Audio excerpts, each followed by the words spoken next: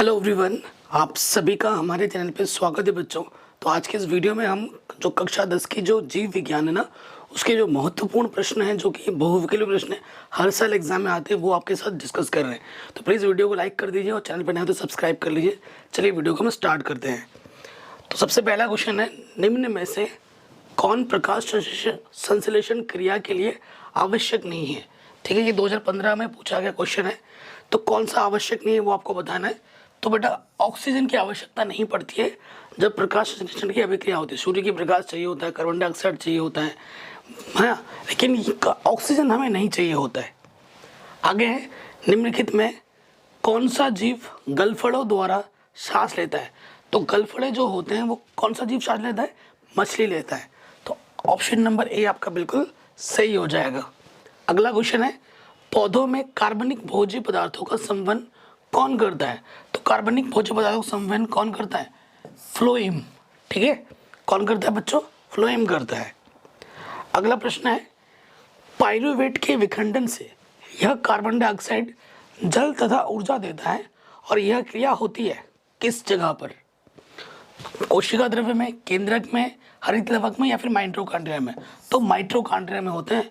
ये सारे क्वेश्चन बहुत ज़्यादा इंपॉर्टेंट है, सभी क्वेश्चन बोर्ड एग्जाम में आ रखे हैं। ठीक है, तो बेटा अगर आप याद भी कर सकते हैं तो भी कर लीजिएगा, सही रहेगा।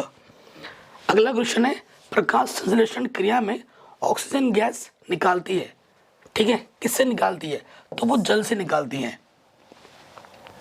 प्रकाश अभिक्रिया होती है माइटोकॉन्ड्रिया में, हरित लवक के ग्रेना में, राइबोसोम्स में या फिर हरित लवक के स्ट्रोमा में? तो हरित लवक के ग्रेना में होती है प्रकाश अभिक्रिया। ठीक है बच्चों, नेक्स्ट क्वेश्चन हमसे क्या बोल रहा है बच्चों? हरित लवक के स्ट्रोमा में कौन सी क्रिया होती है? प्रकाशीय अभिक्रिया, अप्रकाशीय अभिक्रिया? तो होती है बच्चों अप्रकाशीय अभिक्रिया। अगले प्रश्न में आ जाते हैं, क्लोरोप्लास्ट के ग्रेनास में बनते हैं। तो क्लोरोप्लास्ट के ग्रेना में क्या बनता है वो हमसे बोल रहा है। तो एटीपी बनता है और NADP2H बनता है। ठीक है, इसे याद कर लीजिएगा। आगे बढ़ते हैं, नेक्स्ट क्वेश्चन, मनुष्य में ग्रास नली की लंबाई कितनी होती है? जो ग्रास नली होती है ना, उसकी लंबाई कितनी होती है? वो होती है 25 से 30 सेंटीमीटर। कितनी होती है बेटा? 25 से 30 सेंटीमीटर। अगले क्वेश्चन में आते हैं, डायफ्राम मनुष्य के किस तंत्र से संबंधित है? डायफ्राम मनुष्य के किस तंत्र से संबंधित है बेटा? श्वसन से। डायफ्राम हमारे यहाँ पे होते हैं ना, श्वसन से संबंधित है। अगला प्रश्न है, बोमेन संपुट मनुष्य के किस तंत्र से संबंधित भाग है? कौन सा बेटा? बोमेन संपुट। तो ये बेटा उत्सर्जन अभिक्रिया जो हमारे शरीर की है ना, उससे संबंधित है। अगला क्वेश्चन है, मानव शरीर में पित्त रस का भंडार कहाँ पर होता है? ठीक है, तो पित्त रस का भंडार पित्ताशय में होता है। कहाँ होता है बच्चों? पित्ताशय में। अगले प्रश्न में आ जाते हैं, पादप में जाइलम का क्या कार्य है? ठीक है, इससे पहले फ्लोएम पढ़ा था, फ्लोएम के बारे में। तो जो जल का परिवहन होता है पूरे, है ना, वो होता है जाइलम द्वारा। ठीक, अगले प्रश्न में आते हैं, पत्ते की अधर सतह पर पाए जाने वाले छोटे छोटे छिद्र क्या कहलाते हैं? ठीक है, छोटे छोटे छिद्र क्या कहलाते हैं? रंध्र कहलाते हैं, जो रंध्रावकाश होते हैं। ठीक, खाद्य पदार्थ में स्टार्च की उपस्थिति की जांच के लिए किस रसायन अभिकर्मक की आवश्यकता होती है? ठीक है, स्टार्च की जो उपस्थिति की जांच के लिए किस रसायन की आवश्यकता होती है? आयोडीन की आवश्यकता होती है। आगे बढ़ते हैं, लसिका मनुष्य के किस तंत्र से संबंधित है? जो लसिका है बच्चों, वो मनुष्य के किस तंत्र से संबंधित है? तो वो बेटा परिवहन से संबंधित है। ठीक है, चीजों के परिवहन के लिए लसिका संबंधित होता है।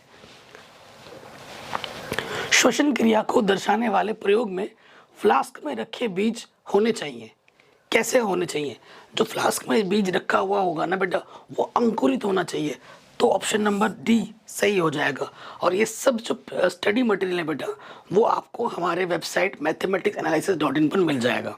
जिन्होंने अभी कोर्स परचेस कर रखा है उनको मिलेगा। ठीक है, 99 रुपीज़ वाला। क्लोरोफिल अवशोषित करता है, 2022 से पूछा गया।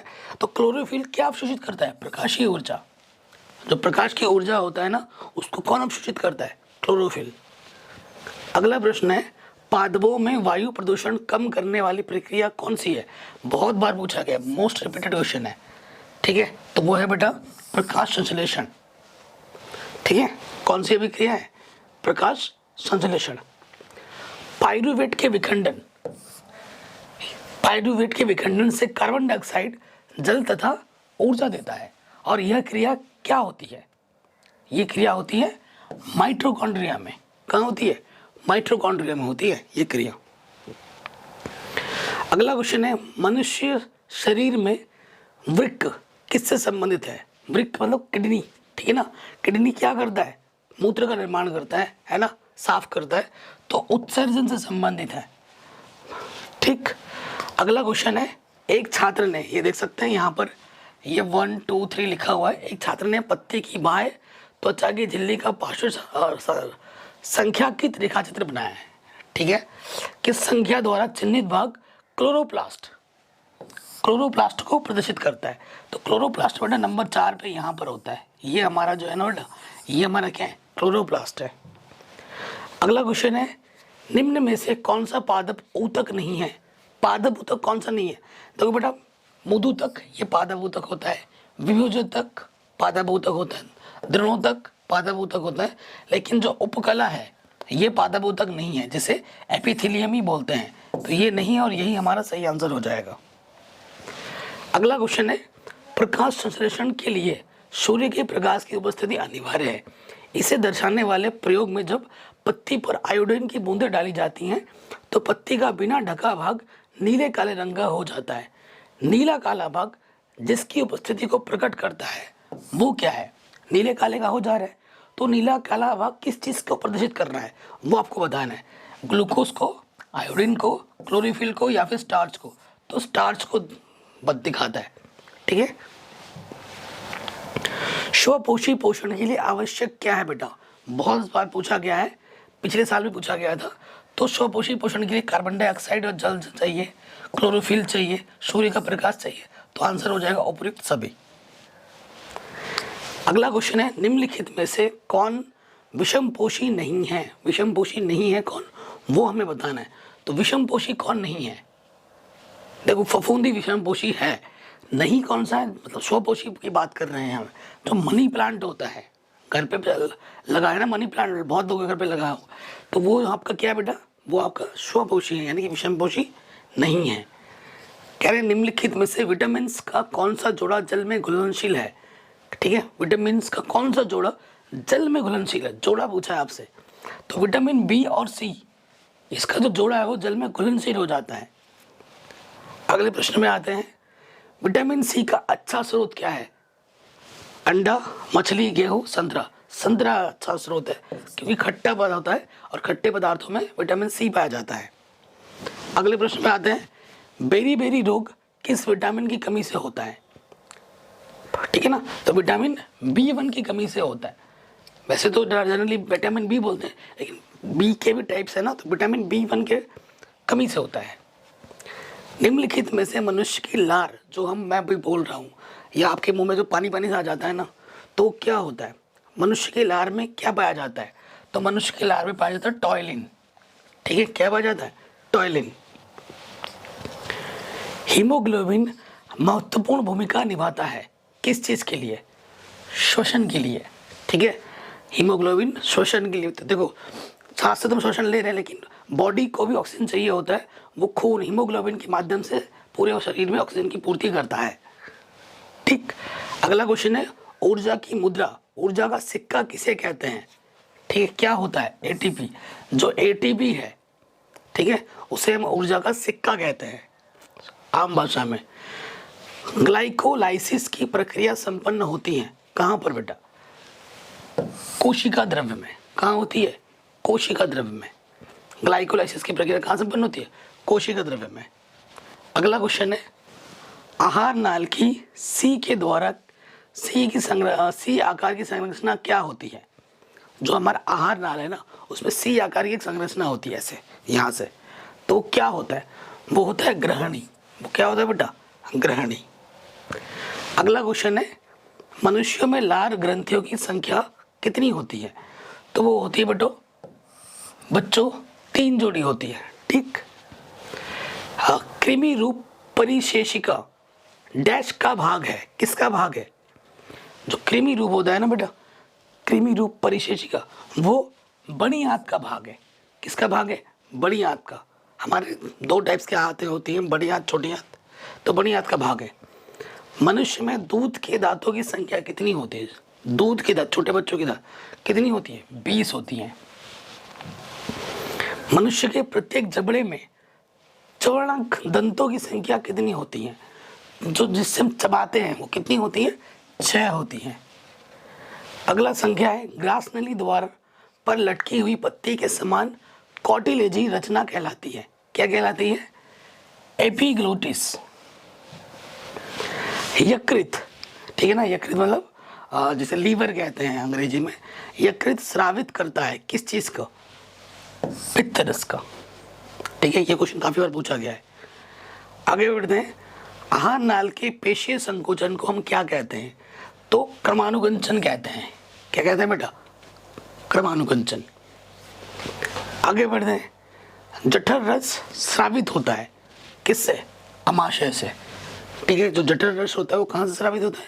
अमाशय से स्रावित होता है। ट्रिप्सिन एंजाइम क्रिया करता है।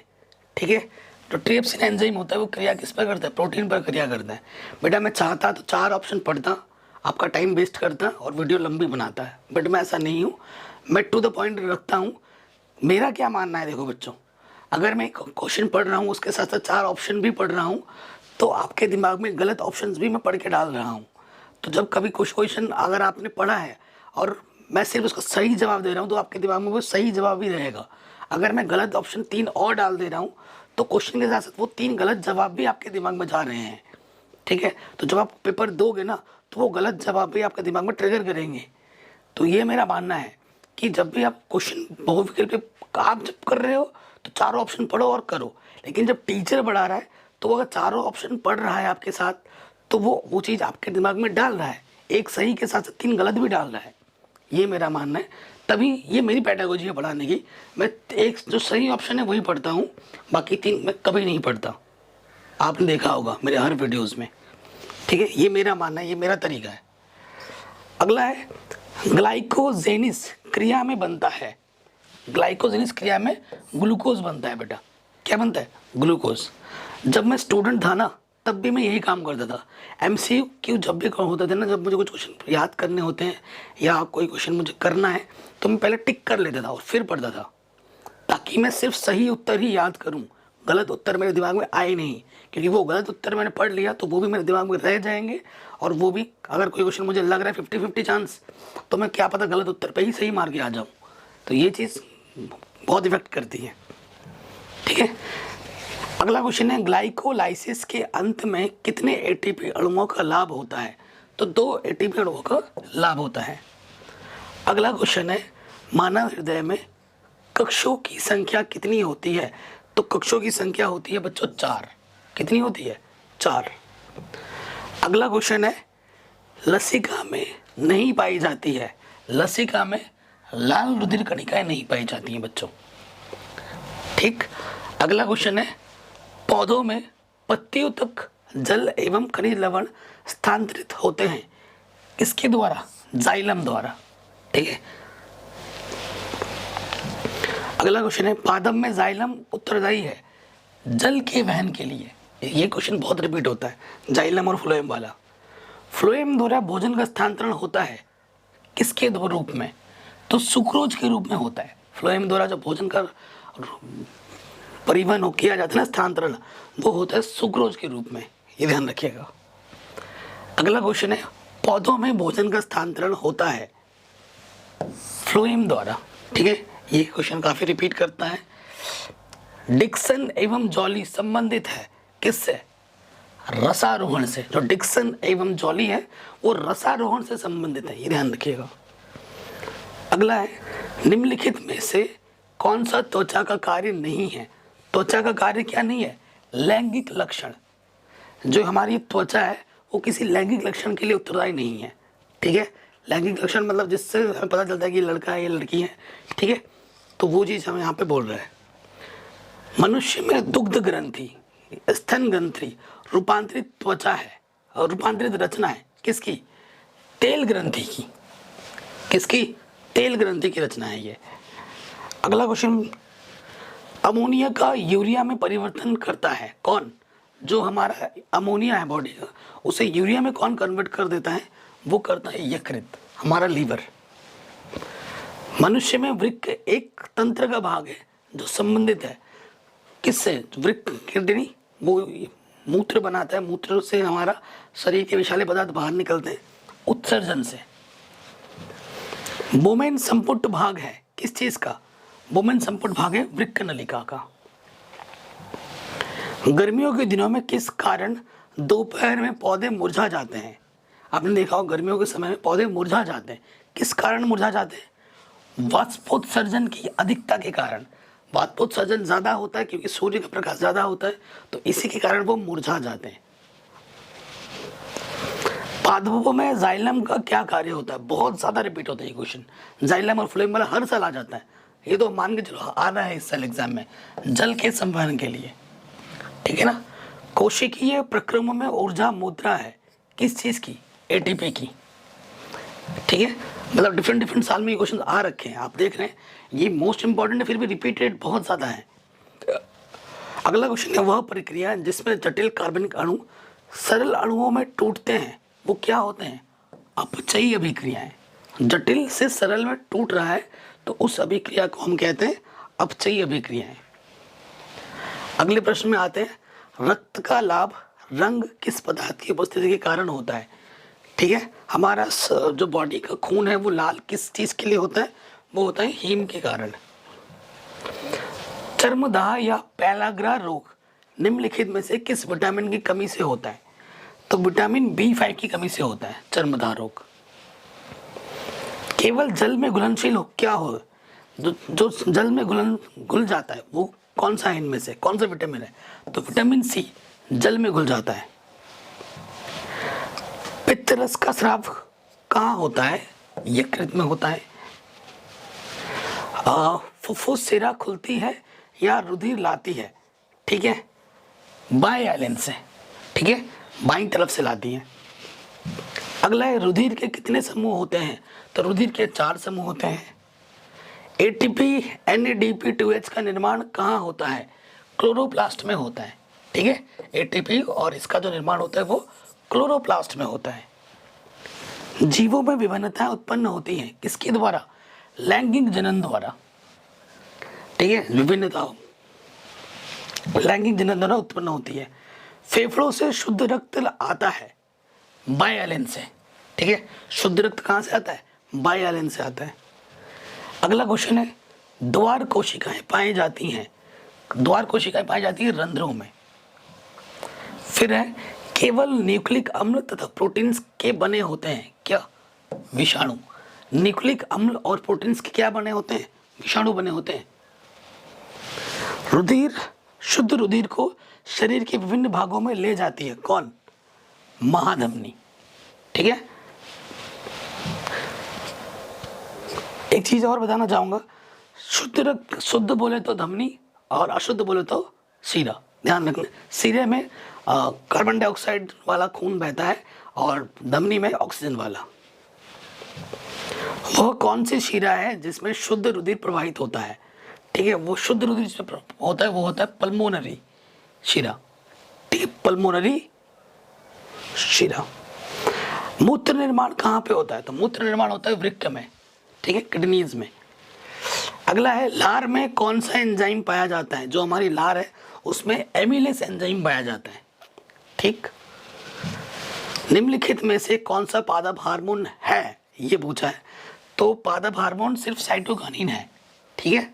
कौन सा है? साइटोकाइनिन, बाकी पादप हार्मोन नहीं है। एस्ट्रोजन आपको पता ही है कहाँ मिलता है, लेडीज में, है ना। और इंसुलिन शरीर से संबंधित हार्मोन है। निम्नलिखित में से कौन सा जंतु हार्मोन है? जंतु हार्मोन की बात कर रहा है, तो ये ऑक्सिन, साइटोकाइनिन, जिब्रेलिन ये पादप हार्मोन है। थायरोक्सिन हमारा जंतु हार्मोन है। डीएनए के दोनों तंतुओं को आपस में जोड़ते हैं। जो डीएनए के 2 तंतु होते हैं उनको आपस में कौन जोड़ता है? उनको जोड़ता है हाइड्रोजन बंध, हाइड्रोजन बॉन्ड। मुकुलन द्वारा अलिंगी जनन निम्नलिखित में से किस जंतु में होता है? ठीक है, अलिंगी जनन जो होता है वो किस के द्वारा होता है? वो होता है हाइड्रा द्वारा। ठीक है, हाइड्रा आपने देखा होगा, एक फेंक दो, एक से पूरा तालाब भर जाता है ना, उससे मुकुलन होता है। अलैंगिक जनन मुकुलन द्वारा होता है। ठीक है, तो इसमें से कौन सा ऑप्शन सही होगा? ईस्ट में होता है। ठीक है, अगला क्वेश्चन है, पुष्प में कितने भाग होते हैं? पुष्प में 4 भाग होते हैं। एक पुष्प के स्त्री केशर के मध्य भाग को क्या कहते हैं? स्त्री केशर के जो मध्य भाग को हम वर्तिका कहते हैं बच्चों। अगला क्वेश्चन है, पराग कोश में होते हैं परागकण। ठीक है, और पराग कणों का पराग कोश से वर्तिकाग्र तक स्थानांतरण क्या कहलाता है? ठीक है, परागण कहलाता है। क्या कहलाता है बेटा? परागण कहलाता है। पराग नली में नर युग्मक की संख्या कितनी होती है? तो 2 होती है नर युग्मक की संख्या पराग नली में। द्विनिषेचन विशेष लक्षण है किस चीज का?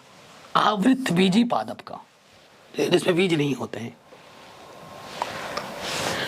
निषेचन के बाद पुष्प का कौन सा भाग फल में बदल जाता है? तो पुष्प का जो अंडाशय होता है वो फल में बदल जाता है। ठीक है, निषेचन के दौरान परागकण से निकलने वाले परागनली का सामान्यतः किसके द्वारा बीजांड में प्रवेश करती है? किसके द्वारा बीजांड में प्रवेश करती है? अंड द्वारा। निम्न में से कौन मानव में मादा जनन तंत्र का भाग नहीं है? ठीक है, तो जो शुक्र वाहिका होती है, ठीक है, मादा जनन, ठीक है, मादा मतलब औरत, नर मतलब पुरुष। ठीक है, तो शुक्र वाहिका मादा जनन तंत्र का भाग नहीं होती है। मानव में भ्रूण को पोषण मिलता है कहाँ से? प्लेसेंटा से। तो जो भ्रूण मतलब माँ का गोद में जो बच्चा होता है, पेट में जो बच्चा होता है, उसको पोषण कहाँ से मिलता है? ठीक है, वो मिलता है प्लेसेंटा से। काफी इंपॉर्टेंट है, सारे क्वेश्चन बोर्ड एग्जाम पूछे गए, एक फालतू क्वेश्चन नहीं लिया है मैंने। ठीक है, परिवार नियोजन की स्थायी विधि कौन सी है? ठीक है, गर्भ निरोधक गोलियां, निरोध का प्रयोग, गर्भ समापन, वैसे ही सारे ही हैं, लेकिन सबसे स्थायी विधि बोला है। स्थायी विधि होती है वैसेक्टॉमी। ठीक है, वैसेक्टॉमी जो होता है ऑपरेशन करके करते हैं ना, वो उसके बाद टेंशन ही खत्म हो जाती है, लेकिन फिर बेबी नहीं हो पाता। मुकुलन पाया जाता है, मुकुलन कहाँ पाया जाता है? हाइड्रा में, मैंने बताया थोड़ी देर पहले। पौधों में कायिक प्रवर्धन के लिए कौन सा भाग अधिक अनुकूल होता है? तो कायिक प्रवर्धन के लिए सबसे बेस्ट होता है तना। ठीक है ना। डीएनए पाया जाता है, कहाँ पर पाया जाता है? डीएनए पाया जाता है केंद्रक में। ठीक, अगले आ जाते हैं, आनुवांशिकता के प्रयोग के लिए मेंडल ने निम्नलिखित में से कौन से पौधे का उपयोग किया? तो कोई किस पौधे का उपयोग किया था? मटर के पौधे का उपयोग किया था। उद्यान मटर में अप्रभावी लक्षण है किस चीज? झुर्रीदार बीज अप्रभावी लक्षण दिखाता है। एक द्विसंकर का दर्श प्रारूप होता है। द्विसंकर का दर्श, द्विसंकर बोला है ना, तो 9 3 3 1 रट लीजिए द्विसंकर के लिए 9 3 3 1। मानव में गुणसूत्रों की संख्या कितनी होती है? 46। ठीक है, 23 जोड़ा गुणसूत्र, 46, जिनमें से 22 जोड़ा नर और मादा में सेम रहते हैं। मनुष्य के शुक्राणु में ऑटोसोम की संख्या कितनी होती है? तो ऑटोसोम की संख्या होती है 44, 44, 22 जोड़ा। जीवन की उत्पत्ति हुई सागर में, ठीक है ना, सागर में है ना जीवन की उत्पत्ति हुई। अगला क्वेश्चन है, समजात अंगों का उदाहरण क्या है बेटा? तो समजात, हमारा हाथ कुत्ते के अग्रभाग, हमारे दांत हाथी के दांत, आलू एवं घास के ऊपरी भुजधारी, तो ये सारे समजात और समृद्धि अंग अच्छे से पढ़ा होगा आपने, वहां से पूछा गया क्वेश्चन है। विकास के दृष्टिकोण से मानव से सबसे निकटवर्ती है चिंपैंजी। चिंपैंजी मानव से संबंधित, देखा भी होगा, हमारा जो रूप है पहले वो चिंपैंजी से मिलता जुलता है सब कुछ लगभग, तो हम चिंपैंजी का आगे के वाला रूप है। पुरुष में लिंग गुणसूत्र होता है XY और महिला में होता है XX। विकासीय दृष्टिकोण से हमारी किससे अधिक समानता है? चिंपैंजी से। निम्नलिखित में कौन सा जीन प्रारूप शुद्ध गोल बीजों को प्रकट करता है? शुद्ध गोल बीज RR, ठीक है, RRR नहीं RR। जाइगोट के गुणसूत्रों की संख्या कितनी होती है? जाइगोट के गुणसूत्रों की संख्या 2x होती है। डार्विन के अनुसार नई प्रजातियों की उत्पत्ति होती है कहाँ पर? प्राकृतिक वातावरण में। ठीक है। मेंडल के अनुसार मटर के बौने पौधे का जीन प्रारूप होता है किस रूप में? स्मॉल टीटी रूप में। नेक्स्ट, मेंडल के अनुसार मटर के शुद्ध लंबे पौधे का जीन प्रारूप कैसा होता है? Capital TT. ठीक है। विज्ञान की वह शाखा जिसमें जीवाश्मों का अध्ययन होता है क्या कहलाती है? जीवाश्मों का अध्ययन जब हम कहते हैं ना तो प्लेओंटोलॉजी। ठीक है, पैलिओंटोलॉजी। जैव विकास का सिद्धांत प्रतिपादित करने वाले वैज्ञानिक का नाम क्या है? Charles Darwin. क्या है बच्चों? चार्ल्स डार्विन, याद रखिएगा।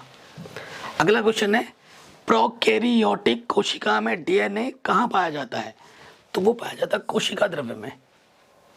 ठीक है।